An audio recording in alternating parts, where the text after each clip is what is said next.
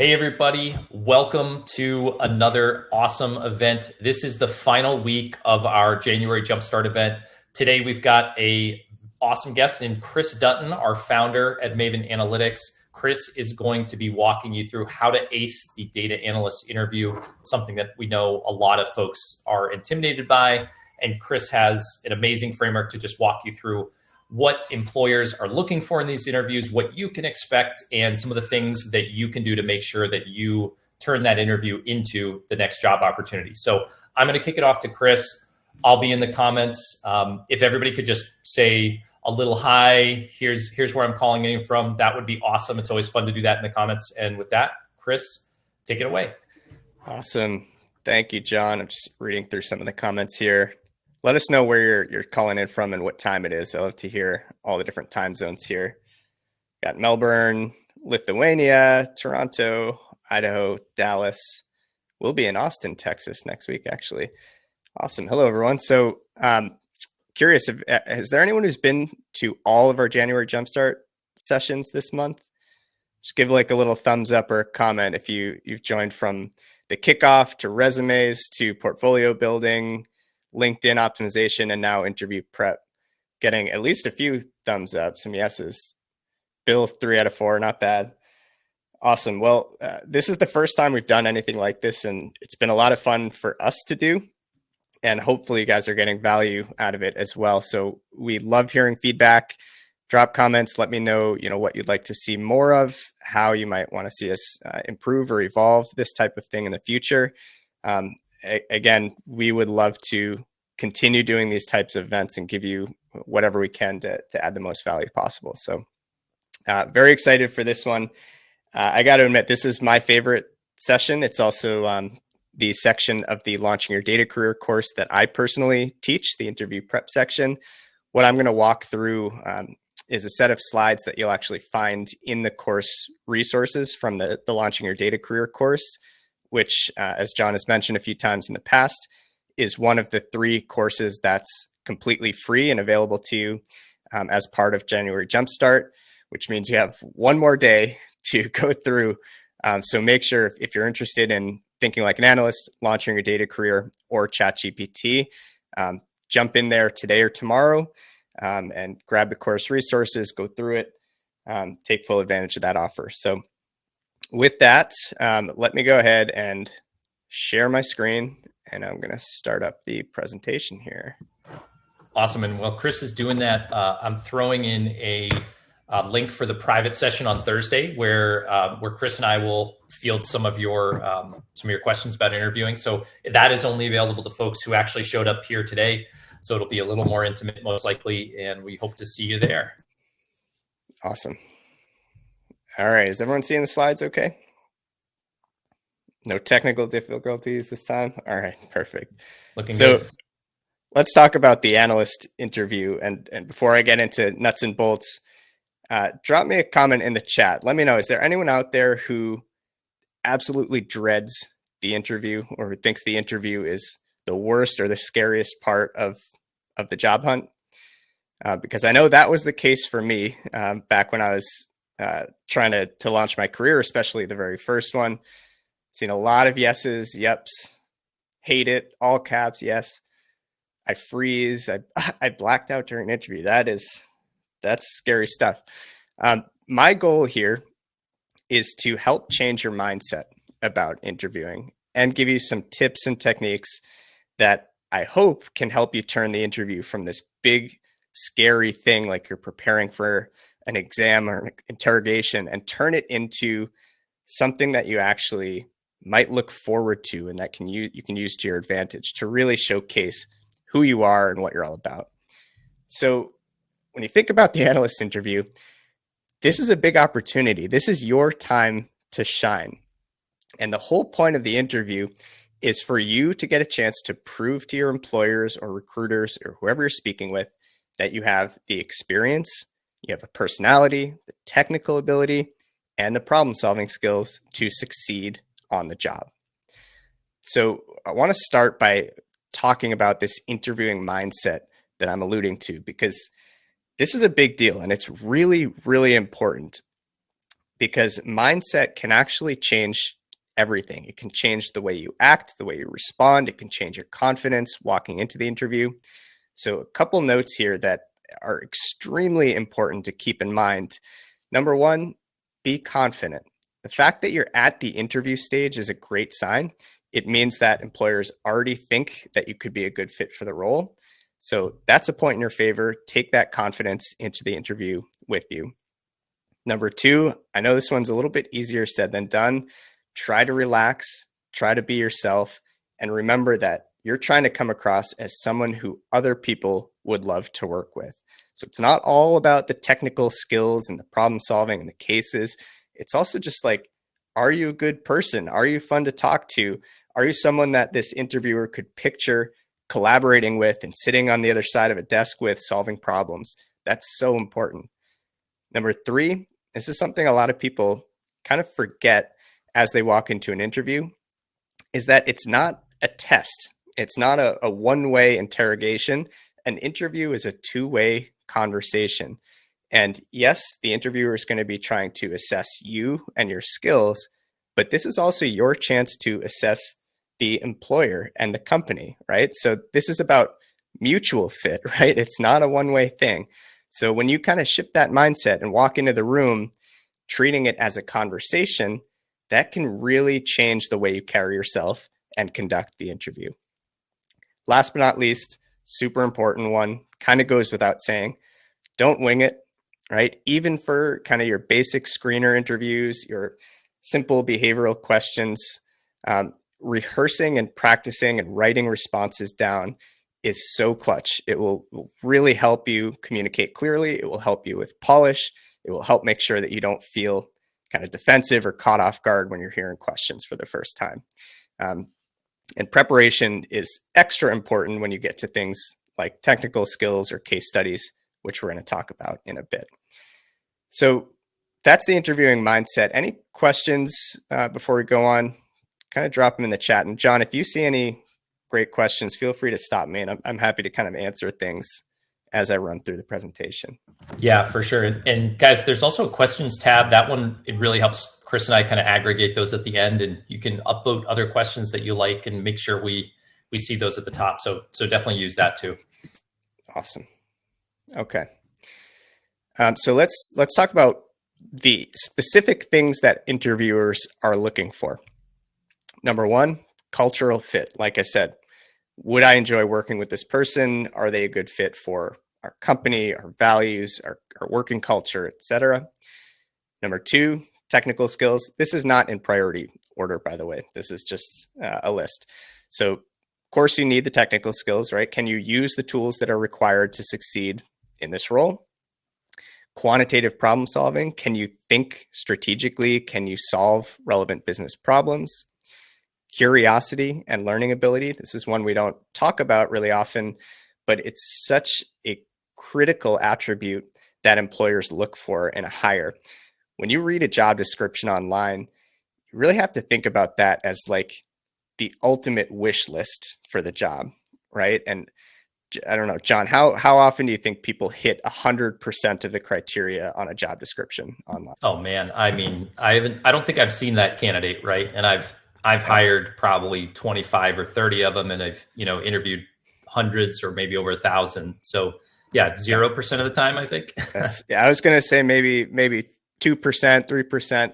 The point is, like, if I'm the employer and I'm writing a job description, I'm looking for the unicorn, right? So I'm going to say I want someone who is a master of Power BI and DAX and who can write Python and solve these problems.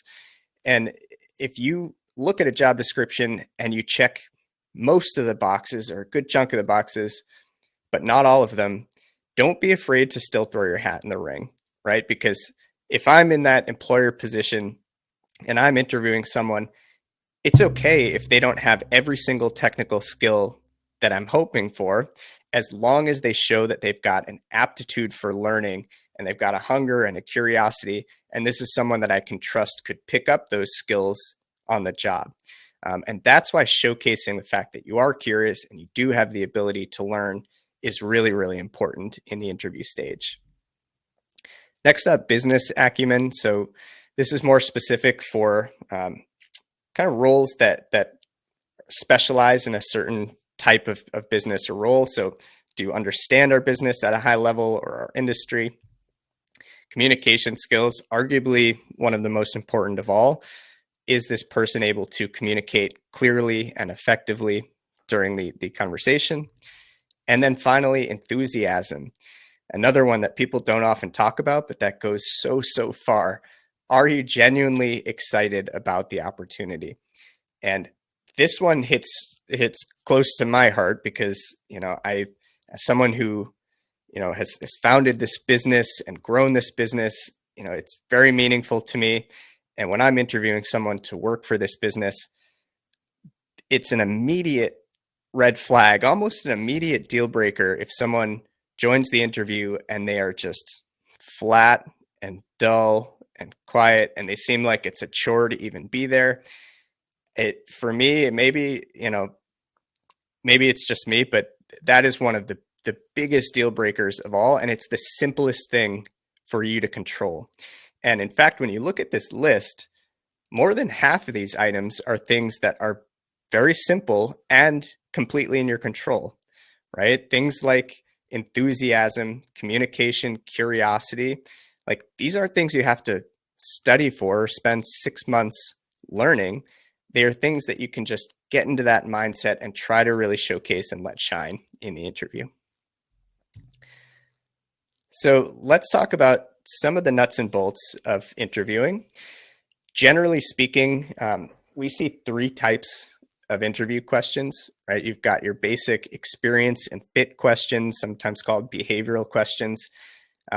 These are really just about getting to know you, right? Like, what's your work experience? What's your personality like? Are you a good fit for the role and the culture?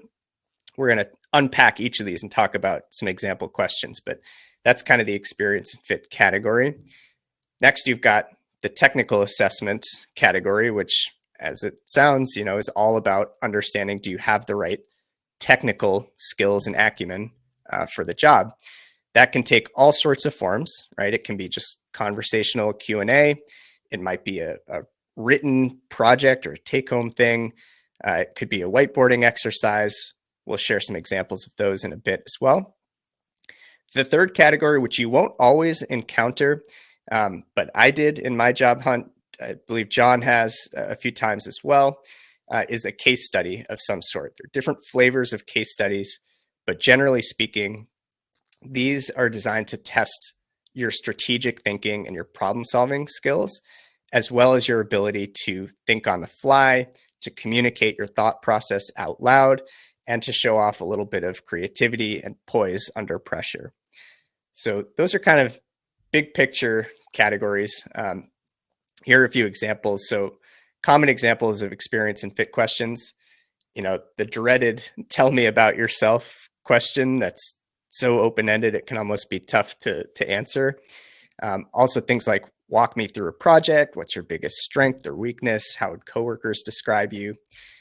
On the technical assessment side, these are generally like much more specific technical questions that are specific to the tools or skills for the role. So it might be something like, define RDBMS. Like, what does that mean? And what's an example? You might have to sketch or describe a data model. You might have to explain a line of code on a whiteboard or on a laptop.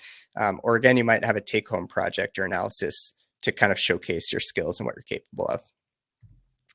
And then for case studies, few different flavors. I would say one of the most common types of case studies for a data analyst role is called a market sizing or an estimation case.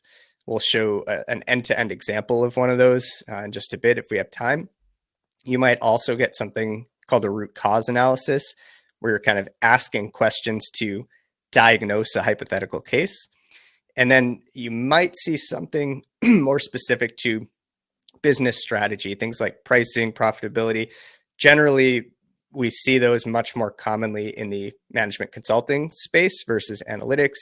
So you will likely not encounter a case like that, but it's good to know that they exist and they're out there. Little pro tip here. This is actually one that helped me a lot back in the early days. Glassdoor.com is a really helpful resource for seeing reviews about jobs and also feedback on their hiring process. And I've used it a few times when I'm preparing for interviews just to get a sense of like, what can I expect?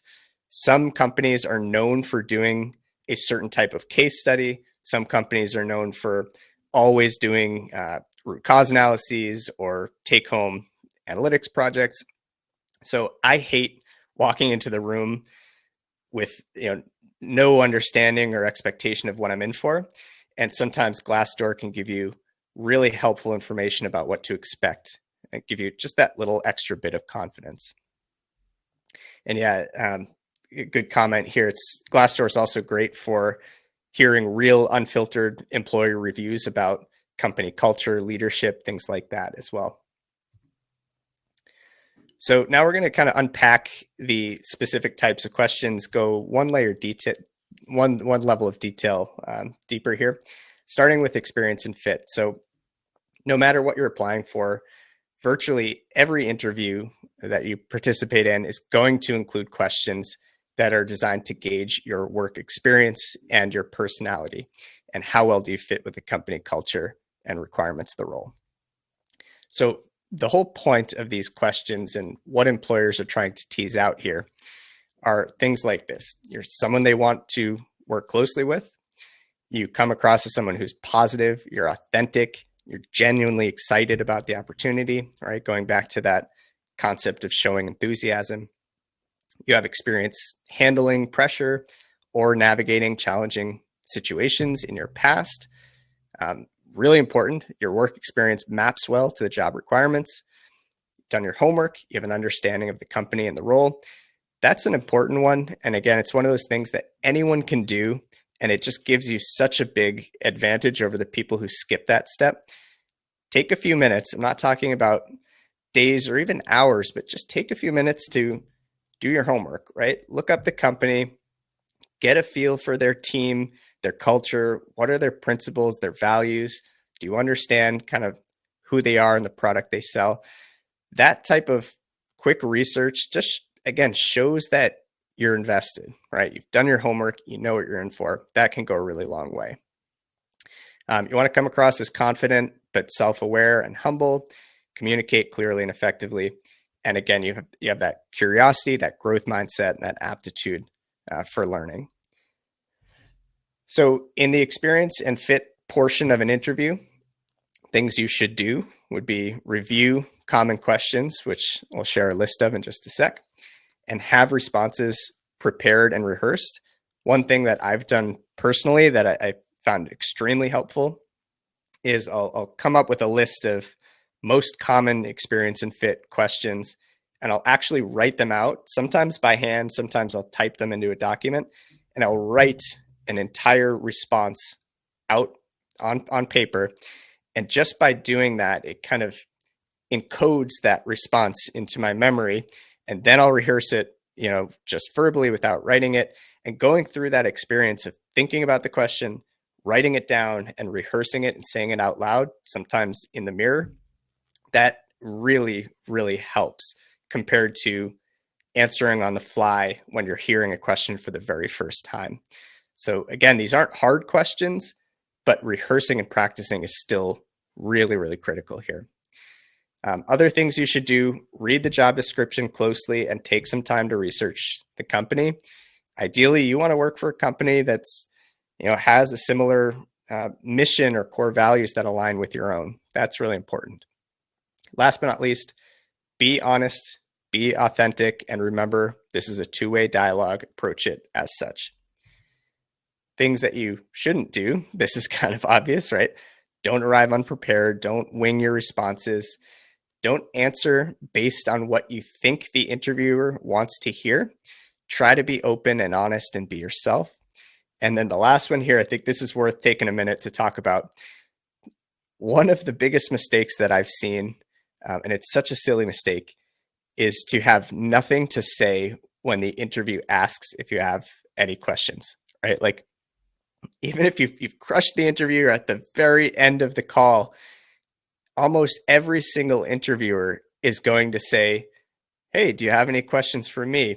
And the worst thing you can do is just sit there and say no, right? Like it's just ending on such a brutal note, and it's the simplest thing. So put some forethought into that.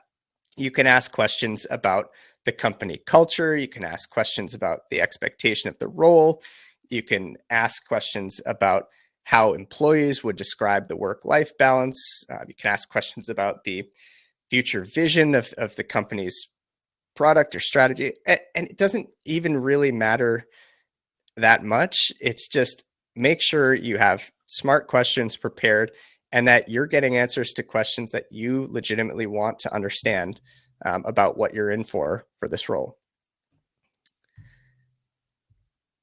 All right, so we've put together a list of some of the most common questions that we've heard of. Obviously, this is not exhaustive. Every company's got their own kind of vibe and approach here, but you might get experience-based questions, which are asking you to kind of recount or narrate actual moments in your life or career. So it might say, walk me through a project you're proud of. What does a typical day in the life look like? What do you like most or least about your role? Things like that.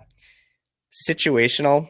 These are ones that a lot of people get tripped up on, because if you don't prepare, you may not have a story on hand or a good answer prepared.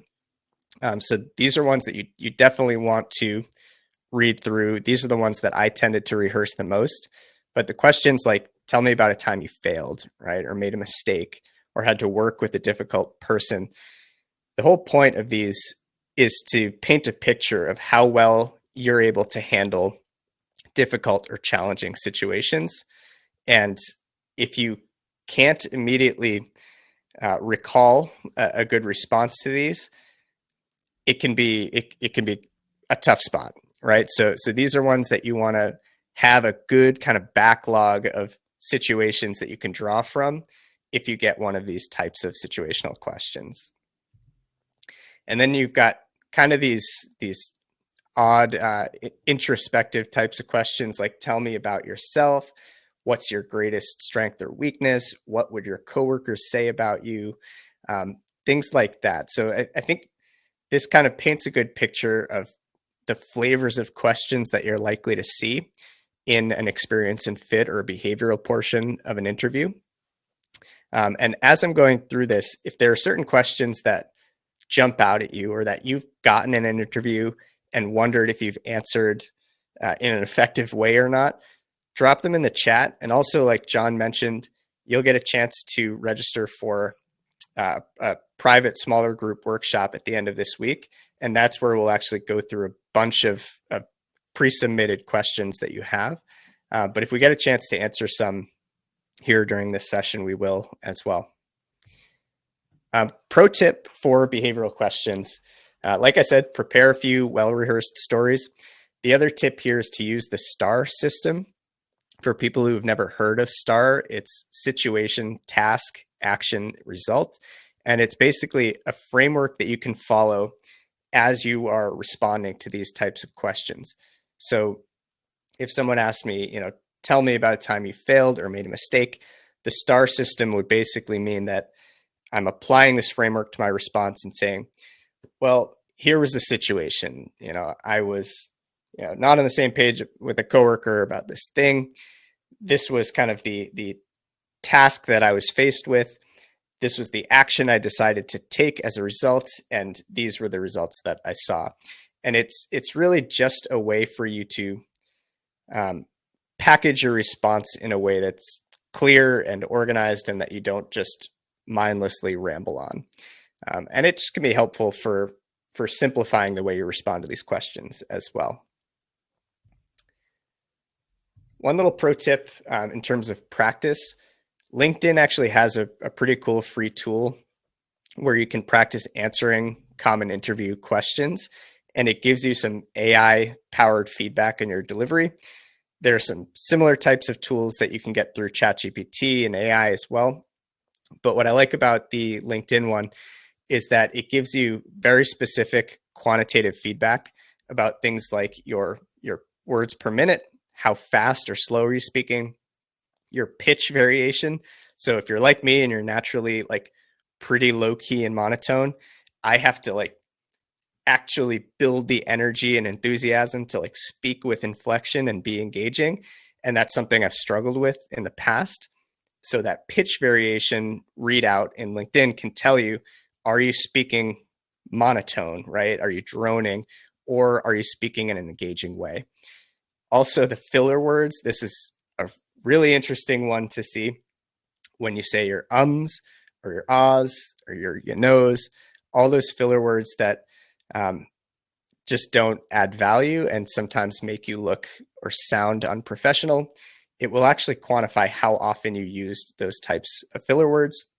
And once you become aware of the filler words that you use, you can start working on cutting them out of your responses. So one other tip here, this is great. These AI tools are fantastic for independent practice. Ultimately, human feedback is excellent as well. So if you do have like an interview prep buddy or a colleague who you can kind of do some mock interviews or practice with, that can be really, really helpful to get some feedback from other humans and connections as well. What's the name of the feature? This is in the, I believe it's in the jobs menu. It says interview prep. And I believe this is still active now, but if you don't see it, let us know and we can help you find it. All right, so that was the behavioral stuff, the experience and fit. Typically, those are the questions you'll likely get early on in the process, right? Like the screener interview when you're talking to maybe the HR rep or the hiring manager. As you get deeper into the interview process, that's when you'll typically start to see more of these technical and case study style questions. So with that, let's talk about technical assessments. Now, anyone can list tools on the resume, right? I've seen resumes that are just absolutely stuffed and packed with acronyms of every tool you can possibly imagine. The technical assessment is your chance to actually prove that you have the skills to back it up. So at this stage, what employers are looking for, they want to know that you have a strong practical understanding of the tools and techniques that the job requires, right? That's obvious. They're checking to see, can you communicate complex or technical topics clearly and concisely? Are you being honest about your level of expertise and you're able to address any obvious skill or gaps in your skill set? Is your level of experience appropriate for the role? You might be grossly underqualified or grossly overqualified for a role. And this is kind of designed to tease that out. And last but not least, they want to see, are you able to handle pressure well? Can you think on your feet? And can you be confident in a situation, or can you be confident in a situation like this? So things you should do in the technical assessment phase, you should be honest about your level of expertise and be prepared to back up any skills that you list on your resume. So if you watch that 1 4-minute tutorial on SQL, but that's it, I probably wouldn't put SQL on your resume. You should be prepared to get questioned on it if it's listed on your resume. Also, take time, give yourself a moment. Don't rush into your responses. Give yourself a moment to breathe and to think. And last but not least, try to stay calm, try to stay composed. And if you get stuck, ask for help, right? Things to avoid. Don't misrepresent your skill set or expertise. Don't pad your resume unless you can actually back up those skills. Don't try to bluff or feign confidence when you truly don't know the answer. Sometimes the smartest and most effective response that you can give is, you know what? I don't know. It's that honesty and that authenticity in itself is actually quite important. Last but not least, don't get frustrated or give up if you get stuck. Sometimes in these interview situations, particularly devious employers might deliberately design really tricky or complicated questions to try to trip you up or see how well you handle roadblocks or complications. And In fact, that might sound crazy, but that was part of an interview that I was in for a role that I was applying for, where for the technical portion of the role, I was in a room with two interviewers, and they pulled out this like old beat up laptop and slid it across the table to me. And it had an Excel workbook up with like a bunch of tabs, some raw data, some pivot tables. And they had messed with the raw data, and they had some blanks and some merged cells. And I think like a couple of the keys on the laptop like weren't even working. And luckily I had done my prep. I had a good mindset going in. So I didn't let it shake me, but it was like, it was one of those moments where I could have responded in two ways, right? I could have gotten really frustrated and annoyed and panicked and been like, how am I supposed to get this done? Like the keyboard doesn't even work. Or I could have kind of approached it with humor and treated it like a puzzle and a challenge. And that's luckily the direction that I took. And, you know, I talked through the challenges that I was seeing. I did my best to work around them, and it all worked out great. I got a job offer after that interview.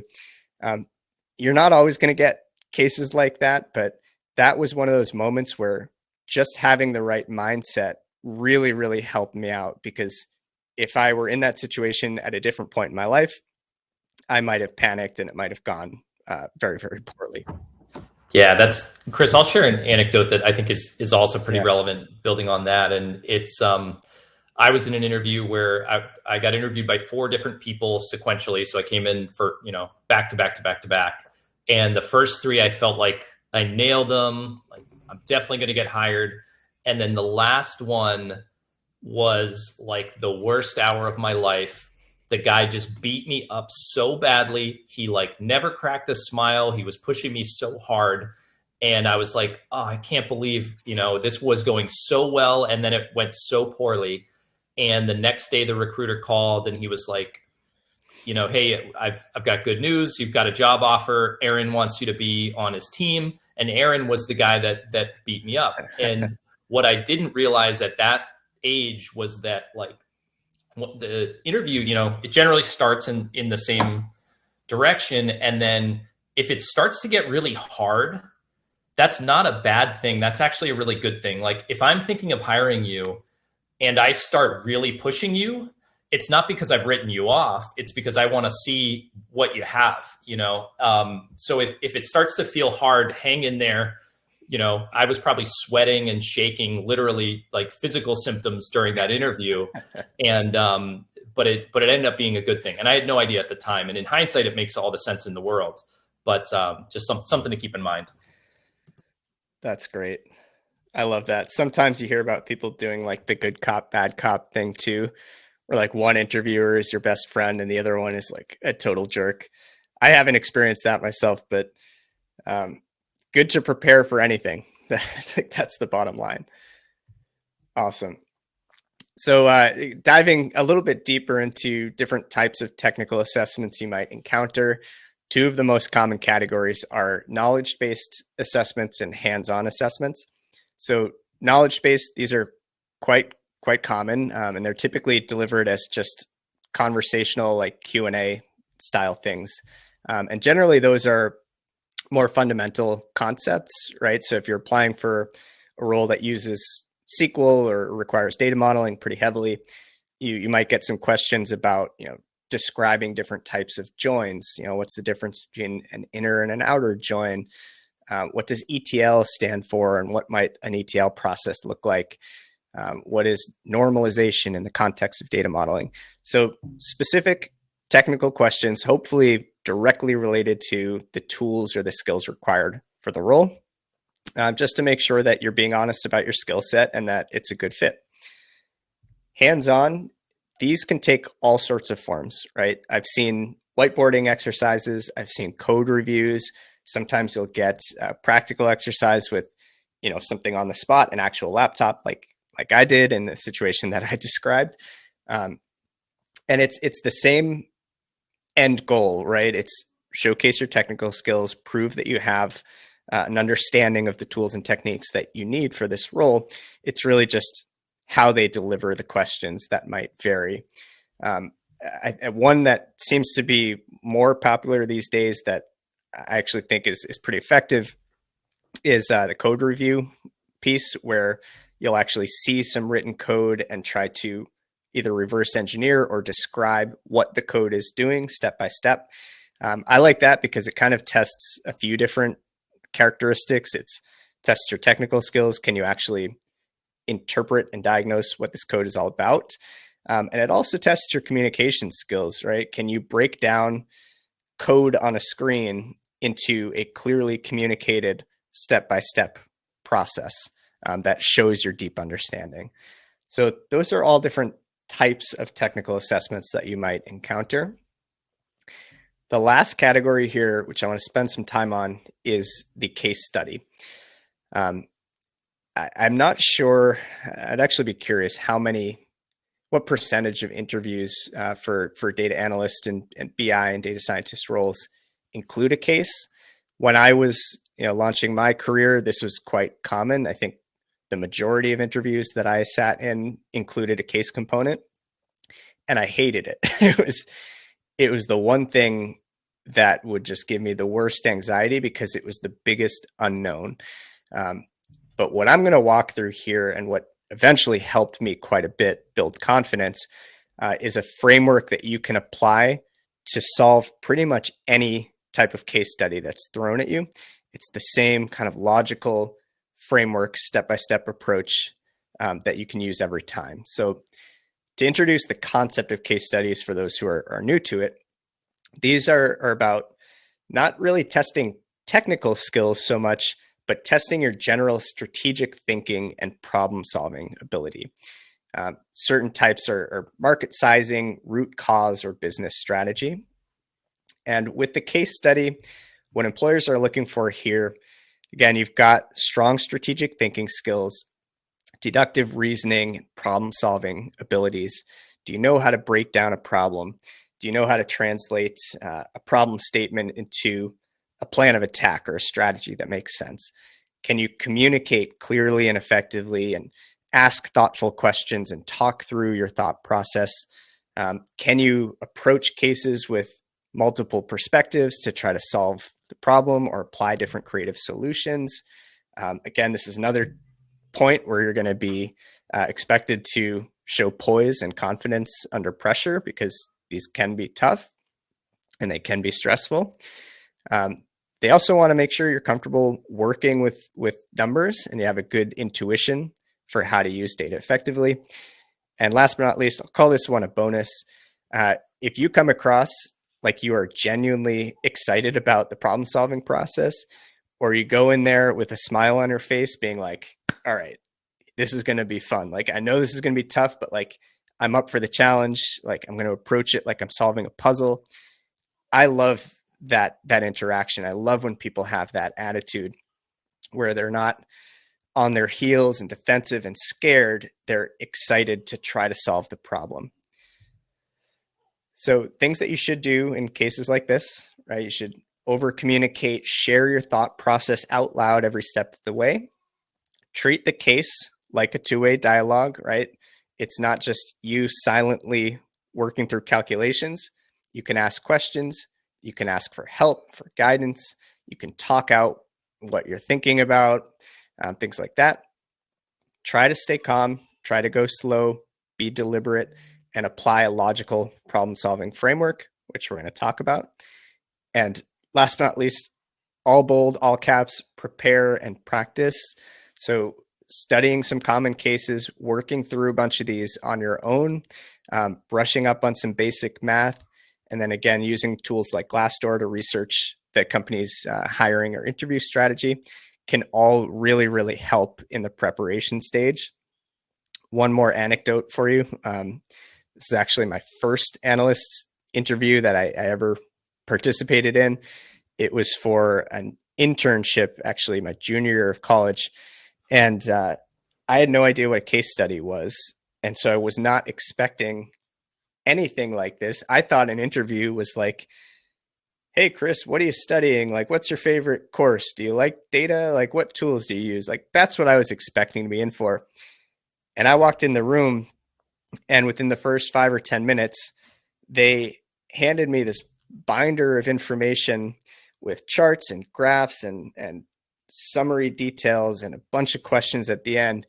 And they said, here, like, read this, work through it, try to solve these questions. You have 15 minutes, go. And they left the room.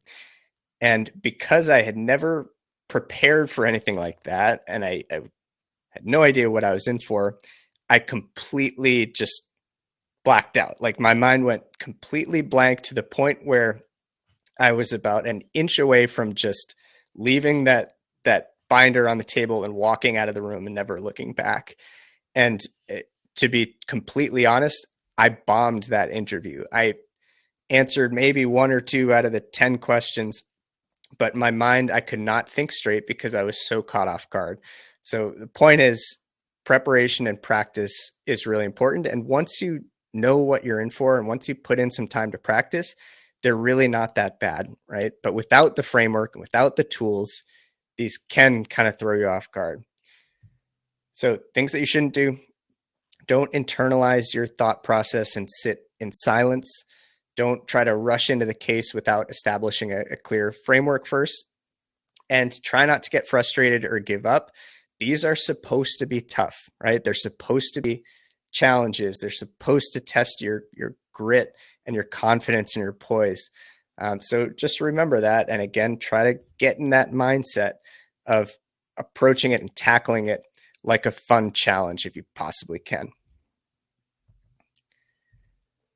So a few different types of case studies that we've been alluding to a few times now. Probably the most common, especially in an analytics context, would be an estimation or a market sizing case. Quick show of hands, or virtual hands, I guess, emojis. How many people have heard of a market sizing case or experienced one firsthand?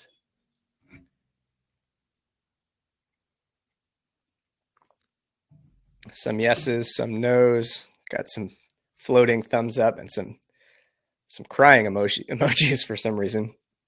Here are some examples. So for those who haven't heard the expression market sizing, this may actually bring it to life a bit more. Imagine you walk into an interview and the interviewer says, Chris, tell me how much coffee is sold every morning in New York City. Or, hey, Chris, how many ping pong balls do you think fit inside a jumbo jet? These are market sizing questions. And when you've never heard of this before, your first response is probably like, that is absolutely ridiculous. My job has nothing to do with ping pong balls or coffee. Like, why are you asking me this? And you have to step back and realize the whole purpose, right? And again, remember, this is about showcasing your strategic thinking and your problem solving skills. So as we'll talk about in a minute, it's not about knowing the exact answer. It would be really weird if you just happen to know how many ping pong balls fit inside of a jet. It's about how you take a really big, complicated question like that and break it down into component parts to arrive at an answer that is defensible and logical and that makes sense. So I'm going to walk through a demo of a market sizing case in just a minute. Another type is the root cause analysis. This is often like an open-ended conversation where you're presented with some hypothetical scenario, right? We had a sudden spike in website traffic. Help me diagnose why. And your role is to ask questions to gather information that would help you identify the underlying root cause of that hypothetical event. So it could be things like, hey, our customer satisfaction rating went up. What would you look into to figure out why that happened, right? Because that is such a critical skill for data analysts. And this is a chance for you to showcase that type of thinking.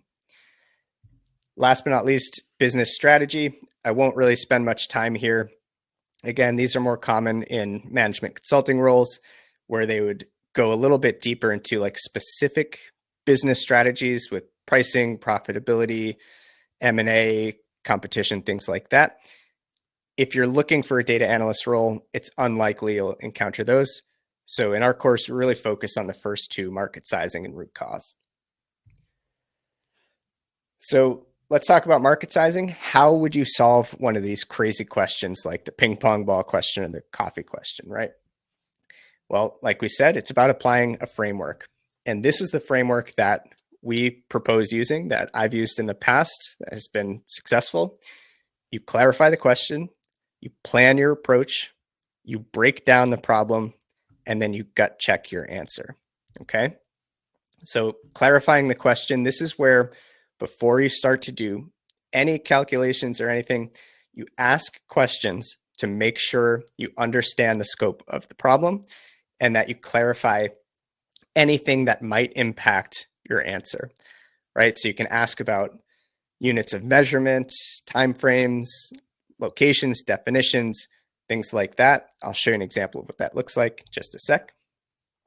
Then planning your approach. This is about communicating and outlining your thought process and the framework that you're going to apply to solve the problem. So one tip here is sketching your approach, actually drawing it out on paper or on a whiteboard can really, really help both yourself for organizing your thoughts and staying on track, and also to just show and visualize what's going on in your head in a tangible way for the interviewer as well. So I think when I did mine, I had a pencil and paper and I kind of drew out what I was kind of trying to solve piece by piece. You might use a whiteboard for that as well, but sketching your approach is really, really helpful here. And then once you've defined your approach, then it's all about breaking things down into individual, relatively simple component calculations and solving those one at a time using logical and defensible assumptions. Little tip here, you can use round numbers, right? You don't need to be exact here. And it can be really helpful to have some common data points memorized. We've got a cheat sheet at the end of the course resources that I'll share. But things like global population, country population for your home country, average household income, life expectancy, having some benchmark round numbers that are somewhat accurate for those types of metrics can be really helpful tools to have with you as you go into a market sizing case. And then last but not least, this one's cherry on the cake, right? Gut checking your answer. Once you go through the whole process and you arrive at an answer, right? This is where you can take time to validate, does that answer feel realistic, right? Can you benchmark it against other metrics to say, you know, I don't know what the actual answer is, but for these reasons, this feels realistic. It feels like I'm in the right ballpark. If you're able to do that and follow this whole framework, you're absolutely golden. So probably the most important comment in the context of market sizing here is that how well you perform on one of these cases has very, very little to do with the actual specific answer that you come up with. No one cares what the number of ping pong balls is. You could be off by, you know, hundreds of thousands. You could be off by millions. As long as you don't say the answer is 100 trillion ping pong balls, like as long as you're in a ballpark that makes sense and you're being logical about your thought process, that's the goal here, right? Are you thinking critically? Are you communicating clearly? Are you attacking the problem logically? All right, so who wants to go through one of these cases together? Thumbs up. Anyone want to see one of these? There's actually 2 demos in the course. I'm going to go through the first one here. This one we'll talk through right now is global iPhone sales. The second one is the supply and demand for haircuts, which, fun fact, is the case that I actually got in my interview for my first data analyst role. And I prepared and I nailed it and I got that job. So as kind of a tribute to that experience, I included that case in the course as well. So make sure you check that one out. All right, so I want you to close your eyes and picture you're sitting in the interview room, right? Let's call this like round 2 of the interview. This is your dream job for a BI position, right? And the interviewer says, all right, it's time for your case study. How big is the global market for iPhones? So let's think about our framework here. We're going to start by clarifying the question. So in the chat, what are some clarifying questions that you might ask to make sure that you're scoping the problem accurately? Anything that might impact the answer that you come up with. Feel free to throw things out there. I'll start. What exactly do we mean by global market, right? We're talking about total sales, like in US dollars. We're talking about a given year, right? So is that money? Is it sales? Are we talking Apple iPhone or mobile phones in general? So these are some of the questions I might ask. So I'm assuming we can define market size in terms of total sales USD in a given year, right? And suppose the interviewer says, yes, that's correct. All right, now are we estimating just the market for devices or accessories like cases or charging cables? Let's ignore accessories, just the market for iPhones, right? Okay, and to clarify, we're estimating current market size today, right? We're not assuming future growth rates, right? Yes, please estimate the current market size. You can see that these questions, the answer to these questions would change the way I might solve the problem or the answer that I might arrive at, which is why it's important to ask. And then last one here, like, so great. The goal here is to estimate one single value for the total global market size, right? And they say, yep, don't worry about breaking it down any deeper than that. Now I have a good sense of the problem. I've scoped it out. I've clarified things. Here's a pro tip that you might have noticed in the way that I wrote these questions. This is deliberate.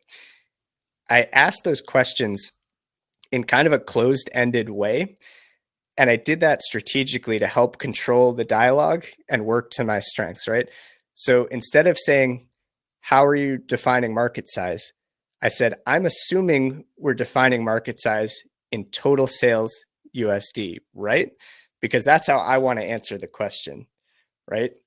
So it's a small thing, but it's a helpful tip for you to kind of control that dialogue and aim the question into, an area of your strength. So now we've clarified the question, we've scoped it out. Let's plan our approach. In this case, I'd like to take a top-down approach to estimate market size. So what that means here, in this case, I actually want to start at the highest level, global population, everyone in the world. And if I know the global population and I can estimate the percent of people who use smartphones, then with those factors, I can estimate the number of smartphone users, right? Once I know or have an estimate of the number of smartphone users, I can estimate Apple's share of those smartphone users or that smartphone market. That will help me determine the number of global iPhone users. Once I know that, I can understand how often do iPhone users purchase a new iPhone and how much do those iPhones cost. And with those components, I'll get the answer that I need, the total market size in dollars. Okay, so that's what I would consider a top-down framework or approach for solving this problem. And talking it out, drawing this kind of calculation tree on paper is all part of the process as well. So I've clarified, I've planned my approach. Now we're going to break it down and just solve this thing from left to right to get to our answer, right? So let's use some round numbers here. And we'll say the global population is about 8 million people, right? And percent of people who use smartphones, I don't know, it's a lot of people, right? Like most people that I see use smartphones, right? So 75% feels pretty realistic. It's also easy math to work with.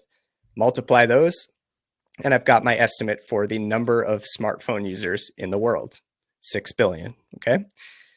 Now, what's Apple's share of the smartphone market?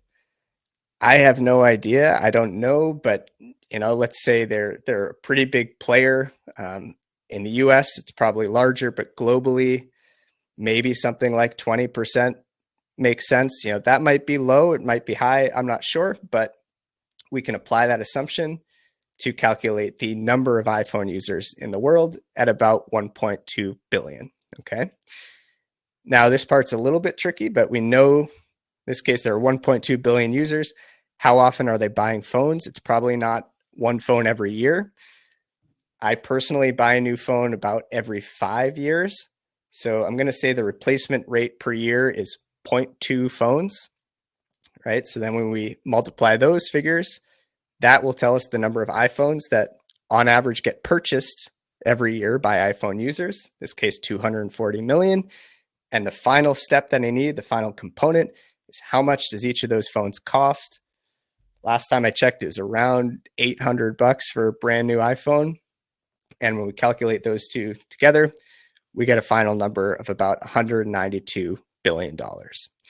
So I'm not an expert in the iPhone market, right? Or the smartphone market, but the assumptions that I made felt logical. I could defend them. I'm not judged on my ability to know the exact percentages. I'm judged on my ability to break down the problem and solve it in a logical way and arrive at an answer that feels like it makes some sense. So that's the hard part, right? I've gotten to my number. Again, this is where you can really shine, which is gut checking your answer. So 192 billion, that's a really big number. But when you think about it, we're talking about the flagship product from one of the most valuable companies in the world. So 192 billion doesn't feel totally crazy. Based on my numbers, it also means that about 1 in 7 people in the world use an iPhone. That doesn't sound crazy to me either. We might compare it against like global GDP numbers, like $80 trillion for global GDP in USD. That would mean that smartphone as a whole contribute about 1 to 2% of GDP. Maybe you don't know these numbers, maybe you do, but that feels pretty realistic. And then again, like the whole point, even if you've no clue what the actual market size is, none of these figures seem wildly inaccurate or off by orders of magnitude. And each assumption is defensible. So pro tip, again, kind of hammering that home. Again, just taking that moment to validate and benchmark your answer is another kind of way to showcase your critical thinking skills. And again, that's so much more important than how close you are to the actual correct number. So how did that feel? Like once you've gone through this a few times, once you've learned the framework, once you've memorized a few of those kind of key metrics that you can draw from, the more you practice this, the more natural it feels. And you can start to see how, even if we weren't talking about iPhones, if we were talking about ping pong balls or coffee, the same exact framework would apply in a very, very similar way. So I'm going to pause there. I do have a couple other demos in the course materials that you can access with the Launching Your Data Career course, again, open through tomorrow. Last thing I'll show you here is the cheat sheet that I referenced earlier. Some of the metrics that might be helpful are things like population figures, maybe more detailed figures for your local country. And then I've got some resource and practice websites here as well. Pro tip here, just know your audience. Like generally interviewers are going to focus on local data points. They're not going to ask the population of a city in a country halfway around the world, for instance. So if you're trying to memorize a handful of stats, I think focusing on local metrics makes a lot of sense. So I'll pause there. We've got a root cause analysis in the course. That's a really fun one. But to wrap up with just the takeaways. So remember the qualities that employers are looking for. Get into that mindset. Be confident. Stay calm. Remember, it's a two-way dialogue. It's not a test, right? Don't be defensive. Don't be scared. Be confident. Be excited. Prep. Write down and rehearse your answers, even to the most common questions. And last but not least, take the time to learn some of these frameworks for solving the trickier market sizing and root cause cases. That's really, really going to go a long way. So that's it from me. Hopefully that was helpful. We'd be really excited to see you guys in the small group session on Thursday. John and I are going to take all the questions that you might have. We'll compile them together and then go through any of the specifics that you want to dig into together later this week. Awesome. So thank you. I just dropped that private session registration link. Again, keep that between us. It's only for folks who attended. Amazing stuff here, Chris. We got really, really good feedback in the comments. feel free to throw Chris some love right now. Appreciate you taking an hour to do this. There are a lot of good questions. I don't know if folks can stay a little bit over. I can, Chris, if you have to jump, that's all good. But I can jump in on some questions. We could do some rapid fire if you're up for it, and if not, I definitely will. I'll hang for a couple minutes. Okay, awesome. So here's a good one from Elke. So it says, I have an interview on Thursday. They use Tableau, but right now I'm learning Power BI Desktop, how to bridge this two different tools during the interview. And so this same thing would apply in a vice versa situation, or if you use Looker. So what, depending on how much time you have, like Thursday is not a ton of time, but you've got some time before then, more time, you can do more with this. But in general, I would try to make sure that you have a really good project to talk about in Power BI.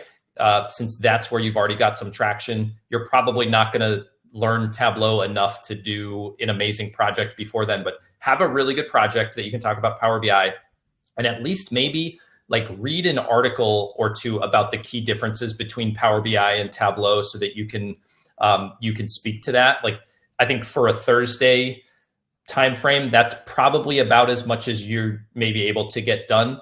If you had a little bit more, even like a week or a little more, same thing, I would encourage, like have a good project that you're ready to talk about, Power BI as your expertise, and then say, hey, I've started taking this Tableau course because I know you guys use Tableau. What I found is they're actually really similar. There's some different nuances, but I'm actually picking this up really fast. And I started learning it because I know you use it.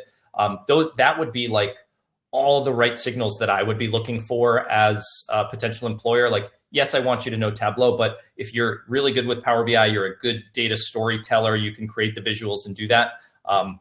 That's sort of, I think, the best that you're going to do in a short amount of time. So hope that helps. Yeah. So Kathleen, I've seen you in a bunch of these sessions. Awesome to have you back. So can you talk about projects if you have no data analysis experience? Yes. And I would say like, that's what you should talk about. Definitely don't just say like, I have no work that's relevant. Say, hey, I worked on this thing that's very similar to your business, and here's the problem that I tackled. I got this data set. Here's the business problem that I was looking into. Here are the things that I analyzed, the insights that I found. And, if this were a real business situation, these are the recommendations I would give to the business stakeholders to do it. Like, pretend like it was a real project, and try to find projects that are as close to the employers that you're trying to go for as possible.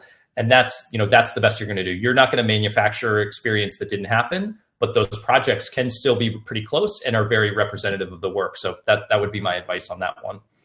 Yeah. Can I chime in on that one? I've got one more anecdote. Just all these throwbacks are bringing me back to the interviewing days.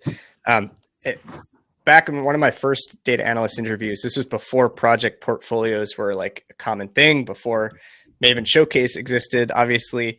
And I had no prior work experience, right? And what you're describing is this chicken and egg problem that people talk about, which is like, I need to be able to showcase experience to land the job, but I need the job to get the experience to showcase. So like catch 22, what do I do?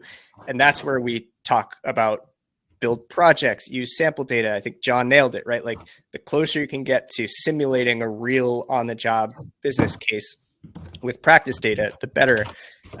And what I actually did back then was I printed out slides from a project that I had worked on in like an economics course. And it was about predicting a baseball player's performance. And the interviewer basically asked me a technical question. And I asked if I could share my thought process and share the work that I had done. And she was excited about it and walked through, and she ended up being a huge baseball fan and like absolutely loved the project and like was sold immediately. So like, whether it's a portfolio of work, just something to showcase an example of your problem solving abilities is critical. And that's how you solve that catch-22 when you don't have any work experience to draw from quite yet. Awesome. Here's another one from Alexander. So how important is business acumen versus technical skill? It's like, I wouldn't say you can have one or the other and the other one doesn't matter. they both matter. They're both going to be weighed. The dream candidate has some good domain experience in the specific area and solving the specific problems that the business wants to solve, and has the relevant technical skills. I think for you, it's like thinking about what are your biggest strengths and how can you paint the picture of that in terms of both any kind of like business or project related experience, as well as your technical skills too. So they're both important. You can't have a good analyst who's good technically but doesn't get the business. It's just not. It doesn't work. But you also can't have a good analyst who gets the business but can't do the data work. Like, that's not an analyst. That's maybe a marketer or a product person or something like that. So you really need the full picture and just figure out how to paint yourself like that.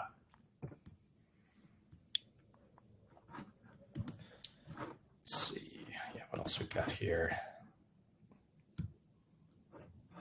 There's a number of questions about transitioning to data from an entirely different field.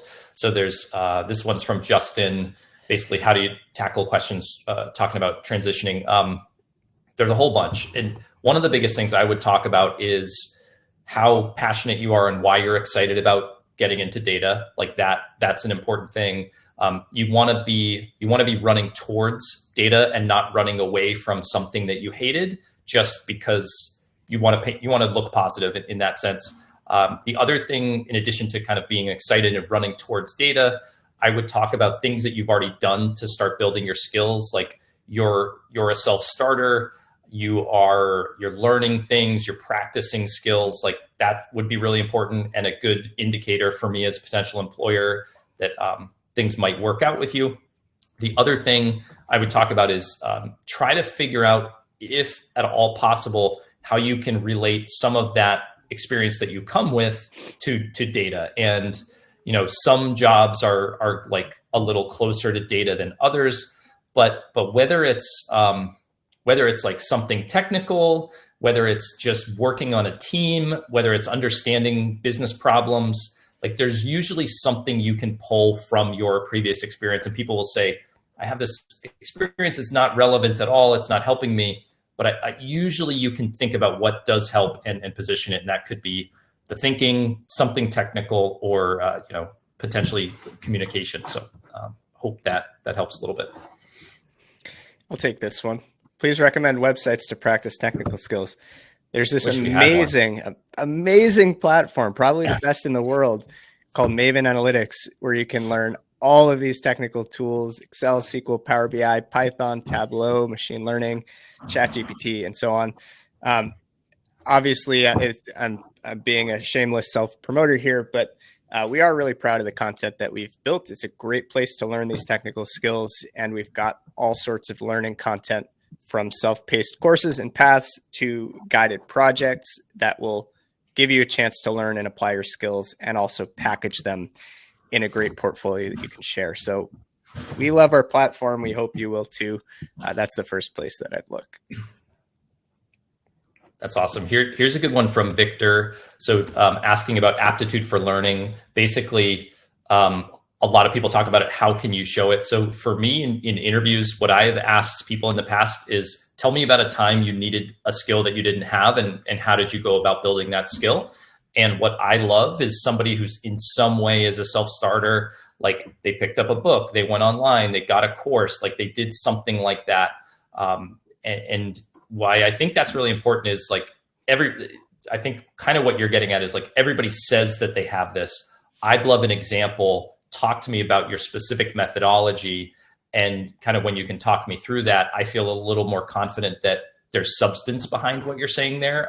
So what I would say is just look for those examples, and you don't have to necessarily wait for somebody to ask you that question directly. Like work that in as one of your interesting stories that you want to come up at some point during the interview, because those are really good and positive traits from a candidate.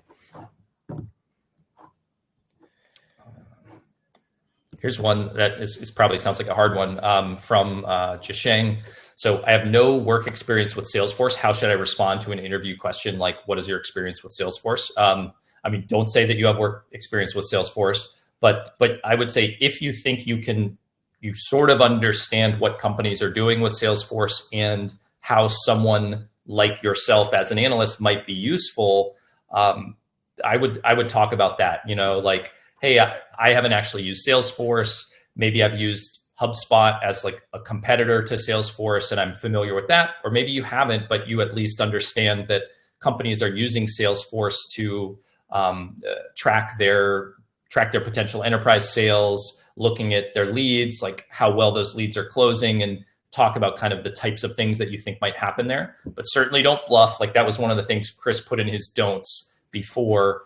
I've never hired somebody that I've caught bluffing on something. I've hired plenty of people that didn't have a skill that I wanted them to have because they had other stuff and they seemed like they had good character and all the other things that we want from an employee, but never, ever have I hired a bluffer.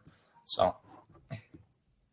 Nice. I'll do one more here and then I'll drop. So how about a person who understands well, but somehow in the interview won't be able to explain? Good question. Like very common anxiety, right? Like some people might be extremely technically adept and then they just break down when it comes time to showcase those skills when communicating on the spot. Or maybe there's a language barrier perhaps that makes it difficult to really showcase those skills in a verbal way on the spot in an interview. I can relate to that, right? I feel like when I'm put on the spot, I don't communicate very clearly, right? I don't give off the best impression of myself necessarily. That's where I think two things can really help. One is preparation and rehearsal, right? So you're not answering these questions for the first time in the interview setting. Stand in front of a mirror, give some answers, nail your responses, and try to really learn how to communicate those clearly. And the other thing that can help a lot is that portfolio again, because the portfolio is your chance to show off what you're capable of on your own terms and on your own timeline. You're not on the spot in the room, expected to answer perfectly, right there. You can take your time. You can build a portfolio that really shows and proves the way that you think, your strategic thinking, your design skills, your analytic skills. And that will really capture who you are as a candidate in the way that just the conversation in the room might not be able to. So hopefully that helps a bit. Yeah, that's great, Chris, and probably a perfect one to end on. So thanks, everybody. You stayed almost 15 minutes over. We appreciate having you, and Chris, especially amazing session as always. Awesome. We'll see hopefully a lot of you on Thursday.